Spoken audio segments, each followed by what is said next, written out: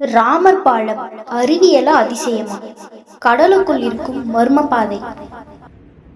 இந்தியாவுக்கும் இலங்கைக்கும் நடுவில் கடலுக்குள் ஒரு நீண்ட நீளத்தொடர் இருக்கிறது. ஆயிரக்கணக்கான ஆண்டுகளாக இதை பற்றி ஒரு கேள்வி கேட்கப்படுகிறது. இது இயற்கையாக உருவானதா அல்லது இராமாயணத்தில் கூறப்படும் ராமர் கட்டிய பாலத்தின் அடையாளமா? இன்று இதை சிலர் ராமர் பாலம் என்றும் புவியியல் ரீதியாக ஆதம்ஸ் பிரிட்ஜ் என்றும் அழைக்கிறார்கள்.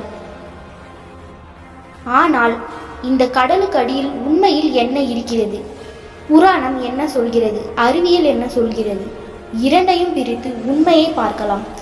இந்தியா மற்றும் இலங்கைக்கு இடையில் தமிழ்நாட்டின் ராமேஸ்வரம் பகுதியில் இருந்து இலங்கையின் வடமேற்கு பகுதி வரை நீளும் ஆழமற்ற கடற்பகுதி உள்ளது.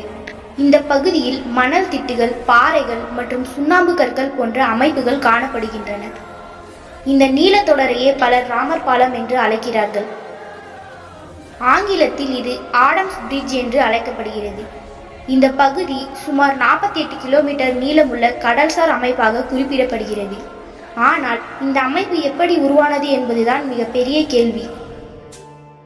இராமாயணத்தின் பாரம்பரிய கதையின்படி ராவணனால் சீதை இலங்கைக்கு அழைத்து செல்லப்பட்ட பிறகு ராமர் தனது படையுடன் இலங்கைக்கு செல்ல வேண்டிய சூழ்நிலை ஏற்பட்டது. கடலை கடப்பதற்காக வானரப்படையின் உதவியுடன் கடலில் ஒரு பாலம் அமைக்கப்பட்டதாக இராமாயண மரபு கூறுகிறது. நலன் மற்றும் நீலன் ஆகியோர் அந்த பாலம் அமைக்கும் பணிக்கு தலைமை தாங்கியதாக கதை கூறப்படுகிறது. இந்த பாலமே பின்னாளில் ராமர் பாலம் என்று பக்தர்களால் அழைக்கப்பட்டது. இது ஒரு மத மற்றும் புராண மரபு. ஆனால் இப்போது முக்கியமான கேள்வி, இந்த கதைக்கு புவியியல் ஆதாரம் இருக்கிறதா? செயற்கைக்கோள் படங்களில் இந்தியாவுக்கும் இலங்கைக்கும் இடையில் தொடர்ச்சியாக தெரியும் ஆழமற்ற கடற்பகுதி காணப்படுகிறது. ஆனால் இந்த அமைப்பு உண்மையில் இருக்கிறதா என்ற கேள்விக்கு பதில் மிகவும் தெளிவானது. ஆம், அந்த கடல்சார் நிலத்தொடர் உண்மையாகவே உள்ளது. ஆனால் அதிலிருந்து உடனடியாக இது மனிதர்களால் கட்டப்பட்ட பாலம் என்று முடிவு செய்ய முடியாது. ஏனெனில் ஒரு அமைப்பு இருப்பது வேறு, அது எப்படி உருவானது என்பதை நிரூபிப்பது வேறு.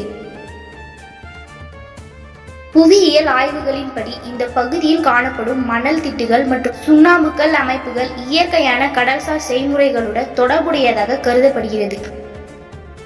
அலைகள், கடல் நீரோட்டங்கள், மணல் படிதல் மற்றும் பாறை உருவாக்கம் போன்ற இயற்கை செயல்முறைகள் இத்தகைய அமைப்புகளை உருவாக்க முடியும். அதனால் ராமர் பாலம் மனிதர்களால் கட்டப்பட்டது என்பதை நிரூபிக்கும் உறுதியான அறிவியல் ஆதாரம் தற்போது இல்லை. அதே நேரத்தில் இந்த அமைப்பு இராமாயணத்தில் கூறப்படும் பாலத்துடன் தொடர்புடையதாக இருக்கலாம் என்ற மத நம்பிக்கையை அறிவியல் நிரூபிக்கவும் இல்லை, மறுக்கவும் இல்லை. இங்கேதான் புராணமும் அறிவியலும் வேறு வேறு கேள்விகளுக்கு பதில் அளிக்கின்றன. இணையத்தில் மிகவும் பிரபலமாக பரவும் ஒரு தகவல், நாசா செயற்கைக்கோள் ராமர் பாலம் மனிதர்களால் கட்டப்பட்டது என்று நிரூபித்துவிட்டது. ஆனால் இது சரியான கூற்று அல்ல. செயற்கைக்கோள் படங்கள் அந்த கடல்சார் அமைப்பு இருப்பதை காட்டுகின்றன. ஆனால் அந்த அமைப்பு ராமர் கட்டிய பாலம் என்று நாசா அதிகாரப்பூர்வமாக அறிவித்ததாக நம்பகமான ஆதாரம் இல்லை. இந்த அமைப்பின் வயது குறித்து பல்வேறு மதிப்பீடுகளும் கருத்துகளும் உள்ளன.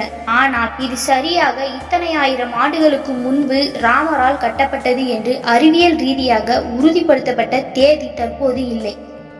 இதனால் இரண்டு விஷயங்களை தனித்தனியாக பார்க்க வேண்டும். இராமாயண மரபு, ஆன்மீக மற்றும் பண்பாட்டு நம்பிக்கை. ஆதம்ஸ் பிரிட்ஜ் புவியியல் அமைப்பு. ஆனால் ஒரு சுவாரஸ்யமான விஷயம் இருக்கிறது.